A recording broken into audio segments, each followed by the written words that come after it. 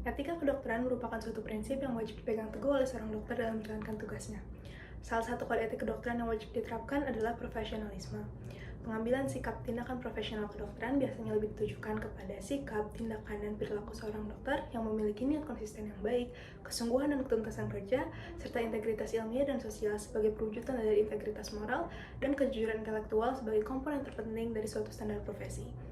Seorang dokter wajib mempertahankan standar tinggi profesinya demi kepentingan terbaik pasiennya, agar terjamin pelayanannya, dimanapun ia berada, siapapun dirinya, dan bagaimanapun kondisi dan situasi lingkungannya, semata-mata karena ia merupakan seorang insan manusia yang membutuhkan pertolongan. Kenapa dok? Masih sisa berapa pasien lagi? Ini kita masih ada 2 pasien lagi dok. Ya suruh masuk aja. Ini sih dok. Ya. Misi, atas nama Bu Arda, silakan masuk.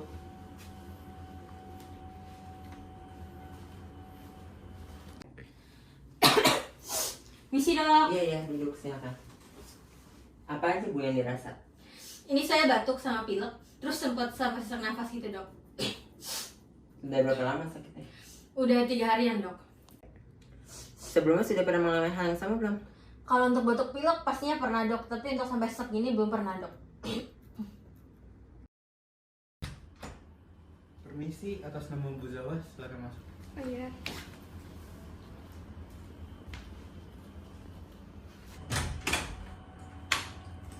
Jelas banget.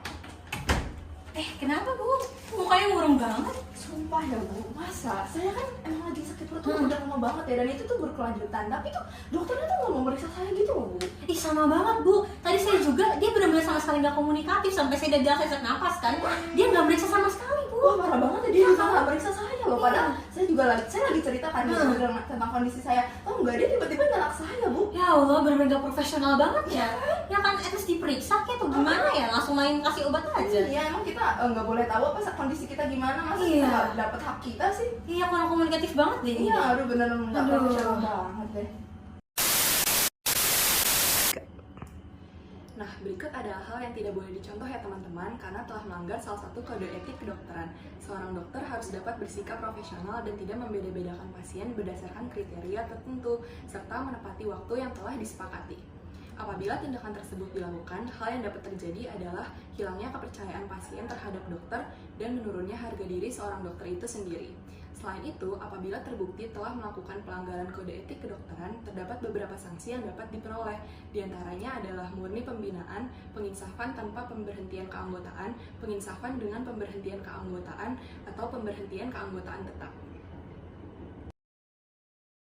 Adapun hal-hal preventif yang kami dapat lakukan untuk mencegah pelanggaran kode etis kedokteran, yaitu dengan memberikan sanksi yang berat kepada oknum yang melakukan pelanggaran tersebut agar memberi efek yang jera. Lalu kami dapat mengadakan seminar-seminar yang aktif membahas dan mengingatkan penerapan kode etis kedokteran. Selain itu, sebelum disumpah menjadi dokter, seorang calon dokter harus memahami setiap pasal-pasal yang terdapat dalam kode etis kedokteran.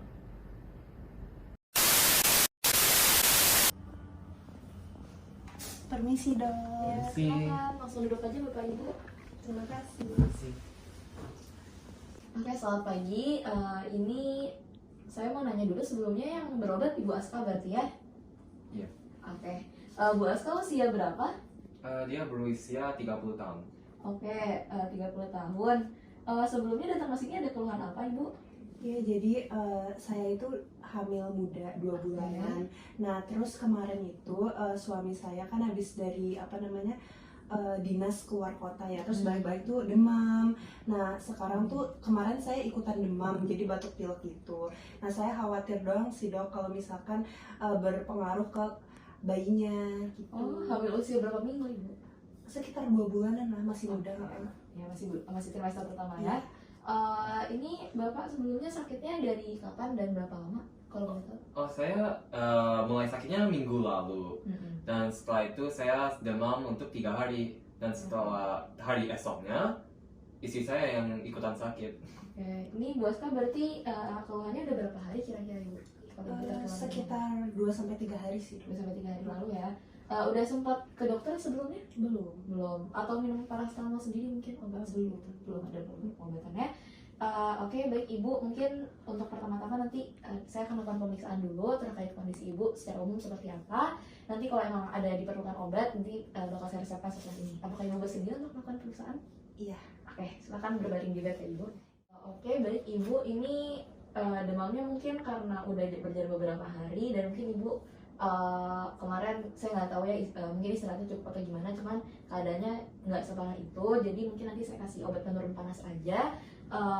Nanti resepnya bisa langsung diambil ke farmasi, ke apotek. Dan untuk kondisi bayi Ibu sendiri mungkin alangkah baiknya dikonsultasikan ke dokter kandungan juga, karena itu di luar konsultasi saya. Jadi ini saya tuliskan surat rujukan dulu buat Ibu, nanti bisa dipakai buat ke dokter kandungannya. Oke, mungkin saran saya nanti kalau misalnya Bapak sakit itu jangan dekat-dekat dulu ya ke Bu Aska, supaya Ibu Aska juga nggak rentan tertular, dan Bu Aska juga jaga kesehatan, pola makannya dijaga, istirahatnya yang cukup, terus jangan lupa juga tetap olahraga ringan supaya Ibu tetap sehat. Oke, mungkin itu aja yang bisa saya sampaikan. Ibu atau Bapak ada pertanyaan dulu sebelumnya? Tidak. Oke, udah jelas semua berarti ya. Kalau gitu langsung bisa ke apotek aja, nanti Mbak Obin bisa diarahkan ya ke apotek. Terima kasih. Terima kasih. Ya.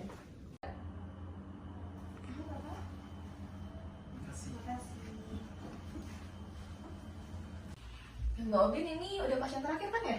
Belum dok, ternyata masih ada satu lagi, dia baru datang dok. Yaudah nggak apa, saya masuk aja. Baik dok.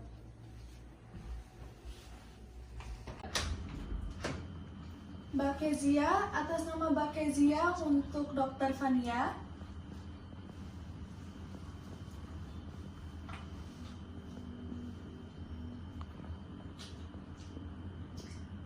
Selamat siang Mbak. Siang dok. Ini dengan nama Mbak siapa kalau boleh tahu? Aku Kezia dok. Kezia. Usia berapa Mbak Kezia? Sekarang 18 tahun. 18 tahun. Ini berarti udah kuliah ya Mbak? Iya, aku udah kuliah. Oh, kuliah di mana? Di FHUI. Oh, keren ya dapatnya di Iya. FH. Oke, ini Mbak Kezia ada keluhan apa sebelumnya datang ke sini? Ini dok, jadi tuh belakangan itu kan lagi banyak banget tugasnya dok. Jadi aku kayak stay up late, terus jadi minum kopi gitu dok buat stimulannya. Nah, terus belakangan itu perut aku tuh kayak sakit banget, terus dadanya tuh juga nyeri gitu, terus perutnya kayak panas, sakit-sakit gitu deh dok pokoknya. Nah, tapi kebetulan juga keluarga aku tuh kayaknya punya riwayat asam lambung. Nah, aku takutnya di aku nih kena terus juga makin parah gitu dok. Oke, ini Mbak Kezia udah ngalamin sakit kayak gini dari berapa hari lama? Kurang lebih kayaknya di akhir SMA deh dok. Berarti udah cukup lama ya? Iya. Udah pernah diperiksakan mungkin sebelumnya dokter? Belum sih, belum sempat. Oke, terus kalau sakit gini biasanya Mbak Kezia kasih obat kan? Iya, tapi aku ikutin obat-obat yang dipakai mama aja sih dok. Oke, kalau gitu mungkin habis ini kita lakukan pemeriksaan dulu aja ya, buat biar kita sama-sama tahu keadaan lambungnya Mbak Kezia kayak gimana. Kalau gitu bersedia ya Mbak untuk melakukan pemeriksaan? Oke, kalau gitu langsung tiduran di bed ya. Oke, Mbak Kezia pemeriksaannya sudah selesai, bisa langsung duduk aja. Baik, terima kasih dok. Oke, Mbak Kezia, jadi tadi berdasarkan hasil pemeriksaannya dan juga dari gejala-gejala yang Mbak Kezia kasih tahu ke saya, emang benar Mbak Kezia ini ada MAH. Cuman nanti saya coba mau lihat dulu aja obat yang Mbak Kezia minum selama ini kayak gimana. Nanti bisa ditunjukin aja fotonya ke saya ya. Terus paling yang bisa saya saranin sih jangan minum kopi dulu. Mbak Kezia suka makan pedas nggak? Kebetulan iya dok. Oke. Nah, jangan makan pedas dulu juga. Terus pola makannya yang diatur juga ya, jangan telat makan supaya lambungnya Mbak Kezia nggak kerja keras terus. Nanti kalau misalnya kayak gitu nggak sembuh-sembuh, Mbak Kezia juga nggak mau kan sakit perut terus. Ya udah, paling itu aja. Kalau tidurnya dijaga. Terus kalau misalnya emang keluhannya nanti nambah parah, bisa datang lagi ke sini ya. Oke, kalau gitu sehat-sehat terus ya Mbak Kezia. Makasih. Ya, Mbak Obi nanti bisa langsung diarahin keluar aja. Baik dok. Nah, begitulah contoh dokter yang profesional, seorang dokter yang tidak boleh membeda-bedakan pasiennya berdasarkan kriteria tertentu dan harus melayani pasien tersebut sesuai jadwal yang telah disepakati.